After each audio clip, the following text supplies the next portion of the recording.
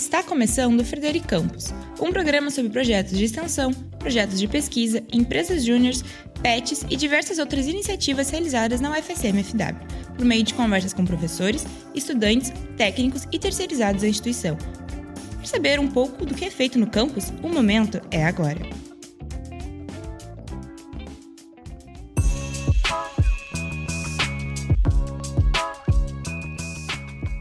Boa tarde, aqui quem fala é Felipe Lima e está começando mais um Frederic Campus, o programa de entrevistas que conversa um pouquinho com algumas personalidades daqui do campus.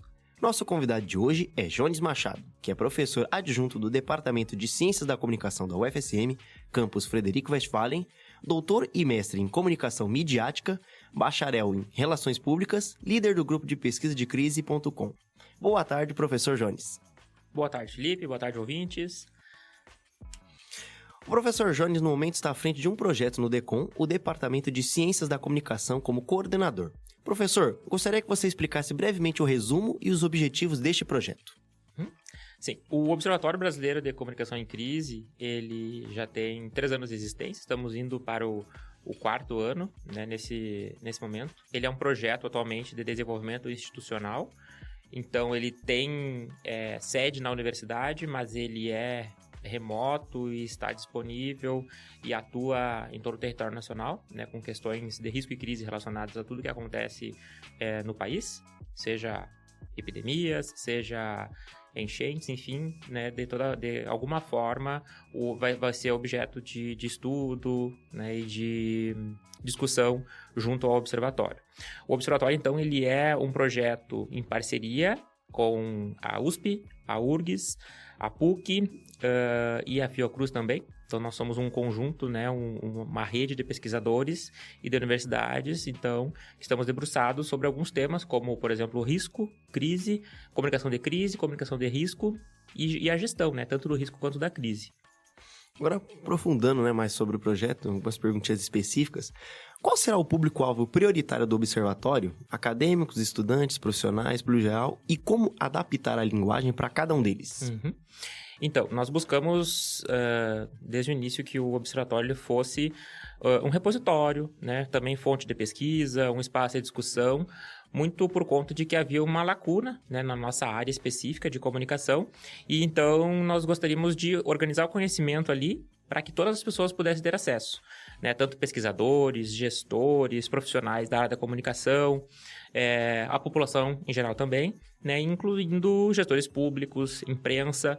Então, todos os temas são tratados de forma multidisciplinar e transdisciplinar para dar conta de todos esses públicos, né, tanto no que se refere à educação midiática, por exemplo, para riscos e crises, sobre percepção de risco, sobre gestão de crise. Então, são vários termos que permeiam aí. Então, a gente buscou criar essa plataforma, não apenas de divulgação, mas que fosse um espaço de discussão, né, com a sociedade. Então, também pesquisadores e profissionais podem enviar também textos, artigos, notícias, pautas, e a gente, né, acha a melhor maneira de desenvolver eles daí, né, junto ao observatório. E para isso a gente tem uma equipe, né, de pesquisadores da área da comunicação, mas de relações públicas, né, monitorando situações de risco e, né, fazendo, então, análises e oferecendo essas análises de uma forma crítica, de uma forma científica, mas também de uma forma para contribuir com a sociedade de alguma forma e fazer com que os riscos diminuam ou a gestão de risco, de crises, melhore, né, seja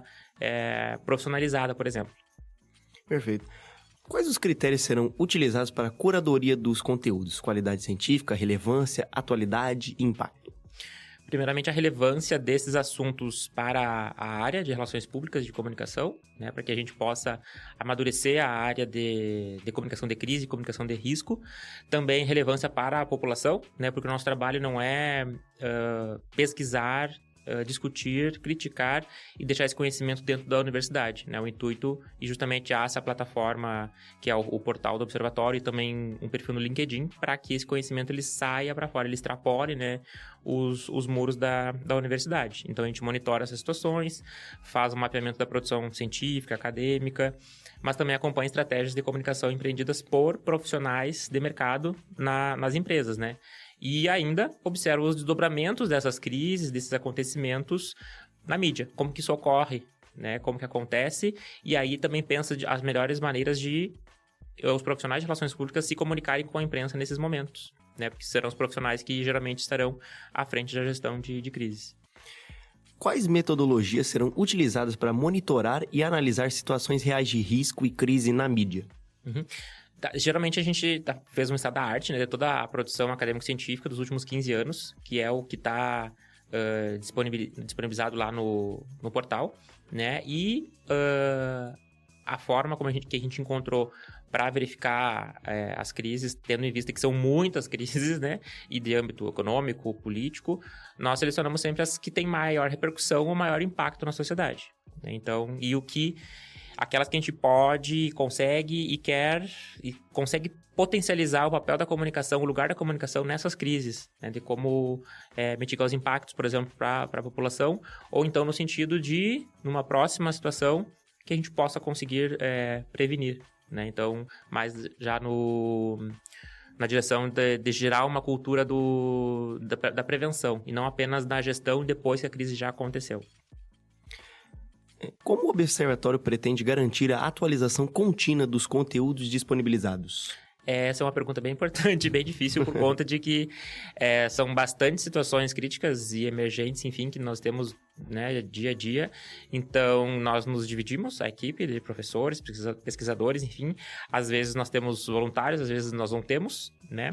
Mas nós buscamos dar conta de atualizar de todas as formas, com notícias, artigos, agenda de eventos, né? Sempre oferecendo o que há de mais atual ou de mais instigante na área para que as pessoas possam falar sobre, né? Possam discutir sobre.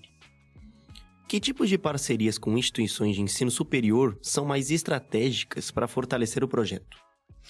Nós buscamos as parcerias com algumas instituições que tinham profissionais na área de comunicação, né, e que, enfim, têm um interesse, uma afinidade em falar sobre o assunto, ou então até de forma indireta, junto dos seus projetos, dos seus temas de pesquisa, e que sejam, né, instituições consolidadas e que, enfim, também nos deram abertura para fazer essas parcerias, e nós podermos colaborar mutuamente, né? Porque esse assunto ele não é algo da UFSM ou do professor Jones ou do observatório, ele é um assunto que circula, né? Que tem, enfim, a sua importância diante de tudo que a gente vem passando, né? Desde pandemia, enchentes e outras situações críticas. A comunicação precisa avançar, precisa amadurecer para que a gente possa ter, né, como transpor e, no caso, fazer frente, né, a todas essas situações críticas. Quais indicadores serão utilizados para avaliar o impacto e o sucesso do observatório? Nós já estamos notando, né, a gente vem percebendo isso, inicialmente, as pessoas falando sobre, ou os alunos requerendo ações, treinamentos, simulações de crise, né, muito em função do observatório, da movimentação do observatório, das publicações que o observatório vem fazendo, né, dos e-books que a gente vem produzindo e disponibilizando, então, tanto nas redes sociais, quanto os contatos que a gente recebe, como as solicitações de parcerias com o observatório. Então, isso mostra, né, e são indicadores de que o trabalho que a gente está fazendo está dando resultado, né, as pessoas estão falando sobre, e é isso que nós queremos.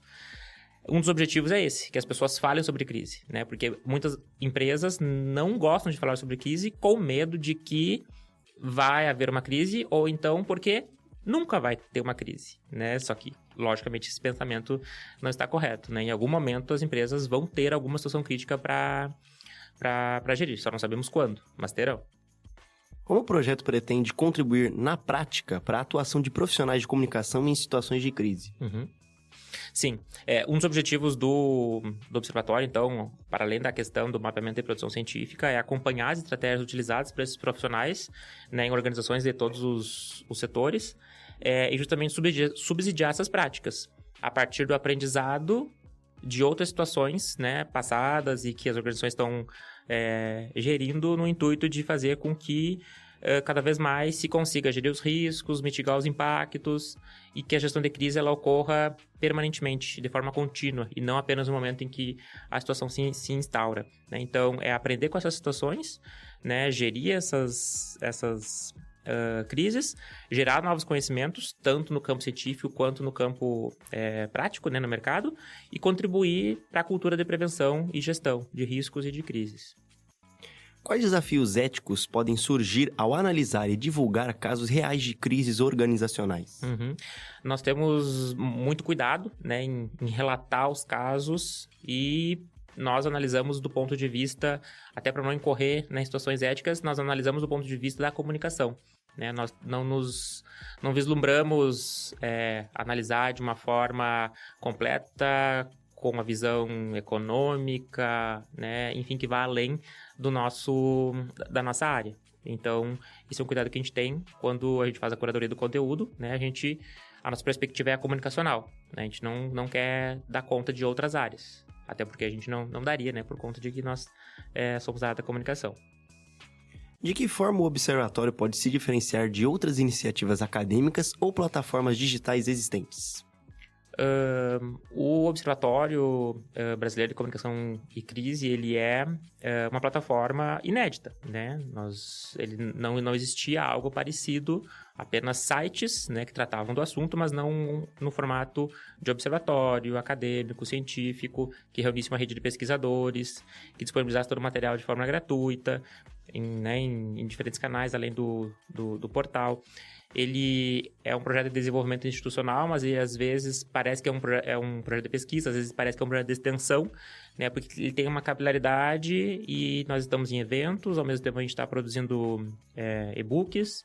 Então, há essa diferenciação de não ser apenas um projeto de pesquisa, ou só de extensão, ou só de ensino, né? Ele é um formato híbrido, enfim, para dar conta dos objetivos, né? E fazer com que ele extrapole, né, à universidade e que vá não apenas na comunidade local e regional, né, mas que ele tenha acesso a outros locais. Inclusive, ele é referência nacional no momento já, e nós temos pesquisadores de todos os países, pelo que a gente vê nos dados, né, e os de língua portuguesa, obviamente, são os que mais nos acessam e mais contribuem, e nós temos pesquisadores de universidades portuguesas que contribuem, né, com artigos e com pautas, então essa também é uma dos diferenciais do Observatório.